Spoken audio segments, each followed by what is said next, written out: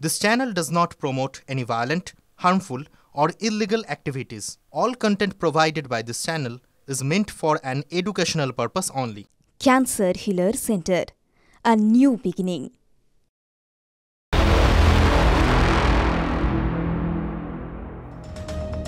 এবার এপার বাংলার খবরে নজর রাখি। দেউচা পাশামি কয়লা খনি প্রকল্প প্রস্তুত, আজ থেকেই শুরু খনন কাজ। 1 লক্ষেরও বেশি কর্মসংস্থান হবে। গতকালই বিশ্ববঙ্গ বাণিজ্য সম্মেলনে এই কথা ঘোষণা করেন মুখ্যমন্ত্রী মমতা বন্দ্যোপাধ্যায়। শুনুন। Catalyst for Bengal's growth. Deucha Pachmi was second largest with a reserve of 1,240 million tons of coal. From tomorrow it will begin. Everything is ready. Everything is ready. It is coming up. Second largest coal field. আমরা কাল থেকে শুরু করব কাজ। আপনাদের ছেলেমেয়েরাই locally চাকরি পাবে, আপনারা খুশি হবেন। এখানে more than 1,00,000 people will be working and also there will be so many ancillary industry also. From there will be more than millions of people will be benefited. মুখ্যমন্ত্রী আশ্বাস দিয়েছেন আজ থেকেই দেউচা পাচামির কাজ শুরু হবে, কিন্তু সেই কাজ এই মুহূর্তে কি অবস্থায় রয়েছে জানবো। আমাদের সঙ্গে এই মুহূর্তে হিমাদ্রি রয়েছেন আমাদের সঙ্গে।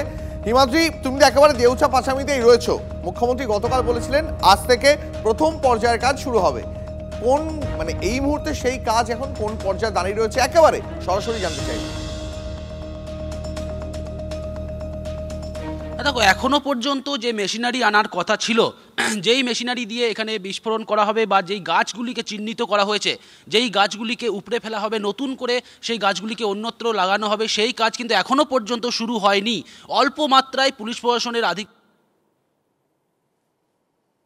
মোহাম্মদ বাজারের আমি এই মুহূর্তে রয়েছি মথুরা পাহাড়ি এলাকায়। সেখানেই কিন্তু প্রথম মাইনিং এর কাজ শুরু হবে, যেমনটা মুখ্যমন্ত্রী মমতা বন্দ্যোপাধ্যায় গতকাল বলেছেন। এই যে গাছগুলি দেখতে পাচ্ছ, যেই জঙ্গলগুলি দেখতে পাচ্ছ, বা আমি যেখানটায় দাঁড়িয়ে রয়েছি, এই সমস্ত এলাকায় কিন্তু প্রথম যে কয়লার প্রজেক্ট বা কয়লা তোলার কাজ বা কয়লার আগে যে পাথরের যে স্তর সেটাকে ভাঙার কাজ কিন্তু এখানেই শুরু হবে। এবং স্থানীয় যারা বাসিন্দা তাদের সাথেও কথা বলছিলাম একটু আগে, তারা অবশ্য বলছেন যে কাজ হোক, দেউচা পাচামিতে কয়লা উঠুক, শিল্পের বিরোধী তারা নয়, কিন্তু যাতে সবাইকে সমানভাবে চাকরি দেওয়া হয়। অর্থাৎ কোনো একটা পরিবারের একজন পেয়েছে বাকি দুজন পায়নি, এমনটা যাতে না হয়। বা অন্যত্র বসবাস করে, এখানে জমি রয়েছে, তাদের চাকরি হয়ে গেছে, এখানে যারা বসবাস করে তাদের জমি হয়নি, তাদের চাকরি হয়নি, এই ধরনের কিছু অভিযোগ রয়েছে। এছাড়া বাকিটা তারা এইদিকে নজর থাকবে আমাদের দিনভর। আজকে আমরা নজর রাখবো যে কাজ কখন থেকে শুরু হচ্ছে, কাজ কতটা, এগুলো অবশ্যই এদিকে আমাদের নজর থাকবে। কিন্তু বিরোধীরা দেউচা পাচামি থেকে যে কয়লা উত্তোলনের কাজ শুরু হওয়ার কথা, যে আশ্বাস মুখ্যমন্ত্রী মমতা বন্দ্যোপাধ্যায় দিয়েছেন, তাকে তীব্র কটাক্ষ করেছে বিজেপির তরফ থেকে। বিজেপি নেতা জগন্নাথ চট্টোপাধ্যায় কি বলেছেন শোনাবো, পাশাপাশি শোনাবো শাসক দলের তরফে কাজল শেখের বক্তব্য। দেউচা পাচামিতে কয়লা তো দূরের কথা, এক ঝুড়ি মাটি কাটাও হয়েছে কি? আর কতদিন লাগবে দেউচা পাচামির? আপনি যে দেউচা পাচামি নিয়ে মানুষকে বোকা বানাচ্ছেন, জীবনে ওখান থেকে কয়লা উঠবে না, পাথর উঠবে, সেই পাথরই আপনার লক্ষ্য। কিন্তু পাথর তোলারও আগে এক ঝুড়ি মাটিও এখনো পর্যন্ত দেউচা পাচামি থেকে তুলতে পেরেছেন কি? এটা শুধু বাংলার নয়, এশিয়া মহাদেশের মধ্যে দ্বিতীয় বৃহত্তম কয়লা খনি। এটাতে আমার বীরভূম জেলা শুধু নয়, সারা বাংলার কয়েক লক্ষ ইয়াং জেনারেশন, আমার নবযৌবন, যাদের কর্মসংস্থান হবে। সর্বতই বীরভূম জেলা জুড়ে একটা খুশির হাওয়া। কয়েকদিনের মধ্যে হয়তো কয়লা উত্তোলন শুরু হয়ে যাবে। সর্বতই অর্থনৈতিক দিক দিয়ে বাংলা আরও এগিয়ে যাবে। দেউচা পাচামির পাশাপাশি নজর রাখবো শালবনির দিকেও। বাম আমলে শালবনিতে 4,300 একর জমি দেওয়া হয়েছিল জিন্দাল গোষ্ঠীকে। লক্ষ্য ছিল ইস্পাত কারখানা গড়ার, কিন্তু পরে সেই প্রকল্প বাতিল হয়। তার পরিবর্তে সিমেন্ট কারখানা তৈরি করেন জিন্দালরা। কিন্তু এখনো অব্যবহৃত অবস্থায় পড়ে রয়েছে অন্তত 80% জমি। এখানেই বিদ্যুৎ প্রকল্প তৈরির কথা ঘোষণা করেছেন সজ্জন Jindal. As a group, JSW has always believed in investing for the long term, building assets that drive development, create employment, and power growth.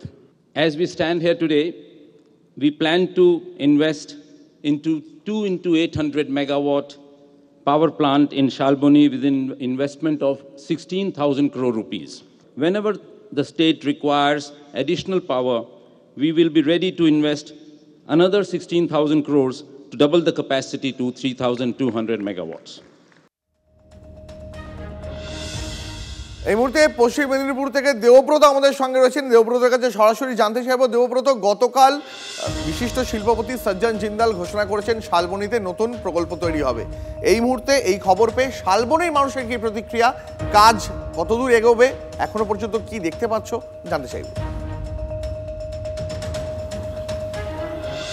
প্রথমে তোমাকে জানিয়ে রাখি যে শালবনীতে এই যে জিন্দালদের যে কারখানা হওয়ার কথা ছিল, সেই কারখানা যেমন হয়েছিল, তারপরে কিন্তু এখানকার সাধারণ মানুষের মধ্যে একটা ক্ষোভ ছিল যে ইস্পাত কারখানা হওয়ার কথা ছিল, তার জায়গায় সিমেন্ট কারখানা হয়েছে এবং সেই ক্ষোভটা কিন্তু ক্রমেই বাড়ছিল।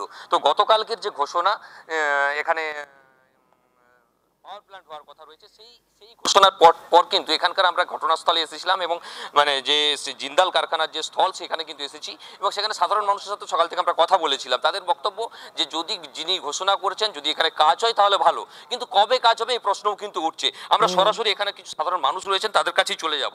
দাদা, জিন্দালদের ঘোষণা গতকাল এখানে পাওয়ার প্ল্যান্ট হবে, কি বলবেন প্রথমে? হ্যাঁ, আমরা ওই ব্যাপারেই এক্ষুনি আলোচনা করছিলাম যে আমরা শুধু ওই ঘোষণাই শুনে যাচ্ছি, কবে যে বাস্তব রূপ দেখবো এর খুঁজে পাচ্ছি না। এর আগেও সৌরভ গাঙ্গুলি এখানে একটা স্টিল প্ল্যান্ট করবে বলে ঘোষণা করেছিল, কিন্তু সেটা আজও পর্যন্ত বাস্তবায়িত কিছু হয়নি। পরে শুনতে পাই যে জিন্দাল কর্তৃপক্ষ তাদেরকে জায়গা দেয়নি। তো একইভাবেই সজ্জনজি অবশ্য যতগুলো ডিক্লারেশন দিয়েছেন উনি করেছেন। এর আগেও সিমেন্ট প্ল্যান্ট ডিক্লারেশন দিয়েছিলেন, উনি করেছেন। পাওয়ার প্ল্যান্ট ডিক্লারেশন দিয়েছিলেন, উনি করেছেন।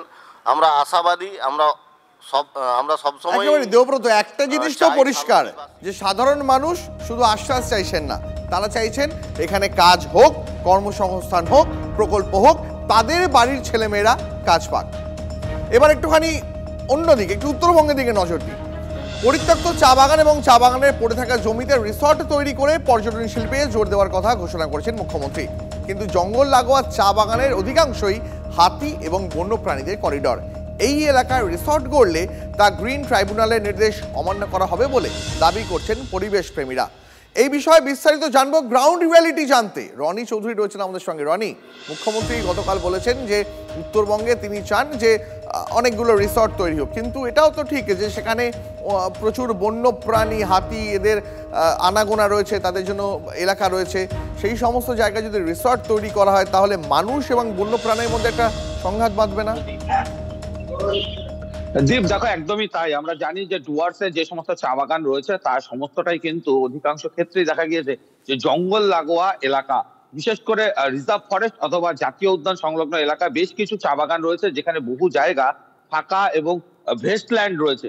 যেই জায়গাগুলির উপরে কিন্তু মূলত মুখ্যমন্ত্রী কাল যে বক্তব্য রেখেছেন তাতে পরিষ্কার যে পর্যটন ব্যবসার উপরে জোর দিতে পরিত্যক্ত এবং বন্ধ চা বাগানের যে সমস্ত খাস জমি রয়েছে বা যেগুলো অব্যবহৃত সেখানে রিসর্ট করে পর্যটন ব্যবসার উপরে জোর দিতে। তবে প্রশ্ন উঠছে যে যেই জায়গাগুলি ফাঁকা রয়েছে সেখানে কিন্তু বর্তমানে বন্য প্রাণীদের আস্তানা বা বন্য প্রাণীদের করিডোর রয়েছে।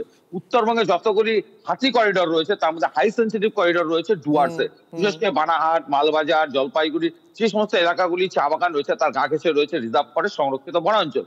যে এক জঙ্গল থেকে অন্য জঙ্গলে হাতিরা প্রতিনিয়ত কিন্তু এই রুটগুলি ধরে যাতায়াত করে থাকে। তবে সেই জায়গাগুলিতে যদি কোনোভাবে রিসর্ট তৈরি করা হয় তাহলে একদিকে যেমন গ্রিন ট্রাইব্যুনালের যে নির্দেশিকা রয়েছে যে 1 কিলোমিটারের মধ্যে নতুন করে কনস্ট্রাকশন করা যাবে না বা নির্মাণ কাজ করা যাবে না, সেগুলি যেমন অমান্য করা হবে, তেমনি হাতিদের করিডর অবরুদ্ধ হবে। এর ফলে যেমন হাতি মানুষের সংঘাত বাড়বে তেমন মানুষের জীবন যাওয়ারও আশঙ্কা রয়েছে। আমরা সদ্য দেখেছি ডুয়ার্সের মরাঘাট এলাকা, বলতে গেলে বানাহাটে, যেখানে একটা বড় ফাঁকা জায়গা রয়েছে অ্যান্ড্রুওয়েল কোম্পানির এবং যেখানে বর্তমানে হিন্দি কলেজ তৈরি করা রয়েছে এবং সেখানে কিন্তু হাতিদের 3টি হাই সেন্সিটিভ করিডোর রয়েছে এবং সেখানে সেই কলেজ তৈরি হওয়ার পর কিন্তু হাতিরা তাদের রুট পরিবর্তন করেছে এবং যার ফলে কিন্তু ডুয়ার্সের বেশ কিছু জায়গায় হাতি মানুষের সংঘাত বেড়েছে, যেমনটা দাবি পরিবেশ প্রেমীদের। স্বাভাবিকভাবে নতুন করে যদি আবার সেই সমস্ত ফাঁকা জায়গা যেগুলি বর্তমানে বন্যপ্রাণীরা করিডোর হিসেবে চিহ্নিত করেছে নিজেরাই, সেই জায়গায় যদি রিসর্ট তৈরি করা হয় তাহলে কিন্তু আবারও সাধারণ মানুষ তারা কি চান জানো তো? সাধারণ মানুষ চান যে কর্মসংস্থানও থাকুক,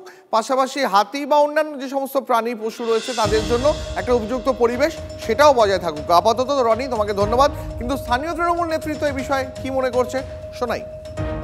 তো সেই ক্ষেত্রে এটা তো আগেই এটা লেবার ডিপার্টমেন্টের হচ্ছে, মাননীয় মুখ্যমন্ত্রী যদি বলে থাকেন সেটা তো এর আগেও এখানে এসে আলিপুরদুয়ারেও তিনি বলেছিলেন যে ফাঁকা জমিগুলো যেগুলো চা বাগানে যেটা রয়েছে সেখানে একটা অপশন আছে, এখানে আরও কর্মসংস্থান হতে পারে এবং যে যদি কিছু উদ্যোগপতিরা এগিয়ে আসে সেই ক্ষেত্রে যারা বাগান মালিক আছে তারা যদি সেটা করতে পারে সেক্ষেত্রে আরও বহু মানুষ এখানে মানে উপকৃত হবে, রুজি রুটির জন্য বহু মানুষের একটা উপকার হতে পারে।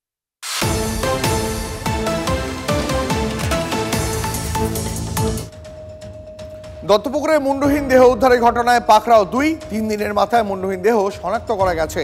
আরো বিস্তারিত জানাবেন দীপঙ্কর রয়েছেন টেলিফোন লাইনে। দেখো, মুন্ডু এখনো পর্যন্ত উদ্ধার হয়নি, কিন্তু ওই দেহের যে ট্যাটু যেটা আমরা গতকাল দেখিয়েছিলাম, সেই ট্যাটু বি এবং আর তার সঙ্গে হার, এই 3টে ট্যাটু দেখে তার স্ত্রী হযরত লস্কর গায়েঘাটার আঙুলকাটায় বাড়ি, তার স্ত্রী প্রথমে শনাক্ত করতে অস্বীকার করেছিলেন। প্রথমে তিনি সংবাদ মাধ্যমকে জানিয়েছিলেন যে এটা তার স্বামী নয়, কিন্তু পরবর্তীতে রাত্রির বেলা থানাতে জানান, আবার দ্বিতীয় পর্যায়ে শনাক্তকরণের কাজ হয় এবং তখন তিনি স্বীকার করেন যে এটা তার স্বামীর দেহ।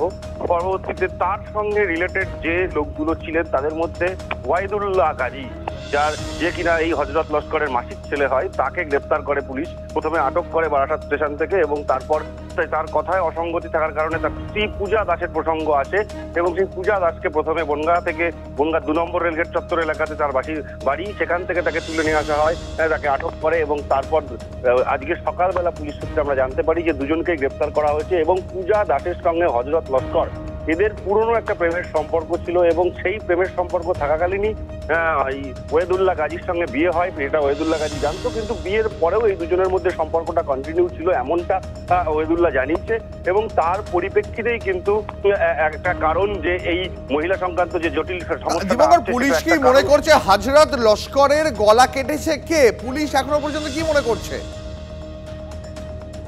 কে কেটেছে এটা এখনো স্পষ্ট নয়, নাম্বার 1। কিন্তু কি কি কারণে কাটা হয়েছে বা কি প্রথম কথা কাটার কারণ যেটা এখনো পর্যন্ত পুলিশ বলছে, তদন্ত ঘেটে দেওয়া এবং তার সঙ্গে যে যাতে আইডেন্টিফাই করতে না পারে, যাতে তারা ধরা না পড়ে, এটা ছিল তাদের প্রথম মোটিভ।